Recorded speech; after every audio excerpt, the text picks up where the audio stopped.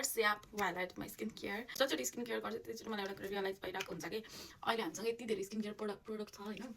त्यो was a time जब चाहिँ म मात्र होइन, हामी सबैजना हाम्रो टिनेजरमा हुँदाखेरि जो अहिले अराउन्ड 30s हुनुहुन्छ टिनेजरमा भएको बेलामा चाहिँ त्यतिखेर यति धेरै स्किन केयर प्रोडक्टहरू नै थिएन अनि हामीले स्किन केयरको बारेमा भनिदिने पनि कोही पनि थिएन होइन. अनि स्किन केयर गर्नुपर्छ भन्ने पनि थाहा थिएन क्या. त्यतिखेर मम्मीहरूले लगाएको त्यो फेयर एन्ड लभली छ नि जुन, त्यो फेयर एन्ड लभली देखेरै अब यो चाहिँ लाउनुपर्छ है भनेर चोरी चोरी लाउँथेँ कि म चाहिँ मम्मीको फेयर एन्ड लभली चोरी चोरी लाउँथेँ. त्यो मेकअपको नाममा एउटा फेयर एन्ड लभली थियो अनि अर्को भनेको चाहिँ मम्मीको चोरेको लिपस्टिक हुन्थ्यो. अनि त्यसपछि जब म यस्तो पिसिल पढ्नु थालेँ मेरो प्राइम टिनेजको बेला, त्यो बेलामा चाहिँ पोन्ड्सको त्यो व्हाइट क्रिम आउँथ्यो क्या. सनस्क्रिन पनि होइन क्या, अहिले पनि छ नि पोन्ड्सको व्हाइट क्रिम. त्यो पोन्ड्सको व्हाइट क्रिम आउँथ्यो क्या. अनि त्यसरी त्यो मलाई मेरो स्किन टाइप पनि थाहा थिएन, के पनि थाहा थिएन. तर पनि म साथीहरूको इन्फ्लुएन्समा लागेर त्यो व्हाइट क्रिम चाहिँ कहिले काहीँ लाउँथेँ कि एकदम सानोबाट आउँछु कति पर्सेन्ट थाहा थिएन. बिगिनिङ अफ 20s म स्किन केयरलाई सिरियसली लिँदिनँ थिएँ क्या. त्यतिखेर मैले बल्ल अलिअलि सनस्क्रिन चाहिँ लाउनु थालेको थिएँ, तर त्यो रेगुलर बेसिसमा होइन. सनस्क्रिन पनि कुन भन्दाखेरि सुरुमा मैले लगाएको सनस्क्रिन मलाई याद पपैयावाला सनस्क्रिन थियो नि, त्यो जोयको होला त्यो वाला सनस्क्रिन लगाएको याद छ.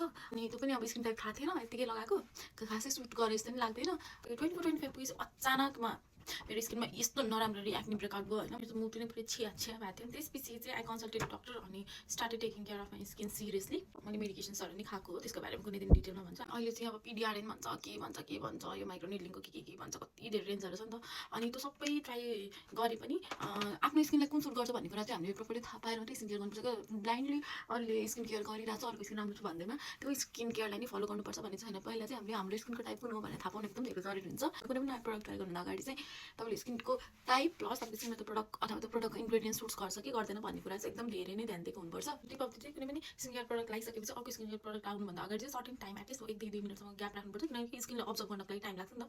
Last but not the least sunscreen चाहिँ लगाउनु पर्छ होइन. अनि मैले यो भिडियो यतिकै बोल्दै किन बनाएको भने I just want to say पहिला त्यति धेरै अप्सन हुँदैन थियो हाम्रो टिनेज भएको बेलामा अथवा अर्ली 20sमा. अनि हामीलाई भनिदिने मान्छे पनि कोही हुँदैन थियो, किन्न पैसा पनि पुग्दैन थियो. सो अहिले त अब यति धेरै नलेज छ, पिआर आउँछ के आउँछ. So please take care skin care seriously, किनभने तपाईँले स्किनलाई माया गर्नुभयो भने तपाईँले स्किनलाई माया गर्छ. त्यही भएर स्किन केयरलाई एकदम सिरियसली लिएर अनि स्किन केयर गर्ने तपाईँले कुन टाइममा के गर्ने भनेर त्योभन्दा अगाडि चाहिँ जहिले पनि कुनै नयाँ प्रडक्ट ट्राई गर्नु छ भने प्याच टेस्ट गर्न चाहिँ नबिर्सिनु होला. अनि यस स्किन केयर मात्रै गरेर हुँदैन, लिप केयर नि गर्नुपर्छ. यो मैले कलर लिएर आएको लिप गर्दा सकेको छैन, यो सुन्न सक्ने चलाउँछु. एलसिसीको एकदम राम्रो छ.